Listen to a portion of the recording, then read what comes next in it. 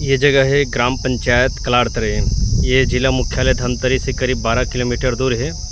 और यहाँ जो है महानदी से जस्ट पार से लगे हैं। ये पार के जस्ट नीचे में ही ये मिट्टी निकाले जाते हैं। यहाँ मिट्टी मतलब ये रेत टाइप के में, रेतीला मुरमाहा टाइप की मिट्टी है। वाला निकाल के कहाँ ले जाते हैं अभी पता लगाना है। ये पूरा रेत है, यहाँ से तो पूरा रेत ही गायब हो गए। अब जो चटहरी पत्थर से जो है ये जगह पूरा खोद है महानदी के नीचे तालाब कलाड़तरी ला तालाब टाइप के ला बनाया जाते डबरी। बहुत सारे यहाँ से मिट्टी निकाल ले हैं। यहाँ जो लगे हैं पानी के लिए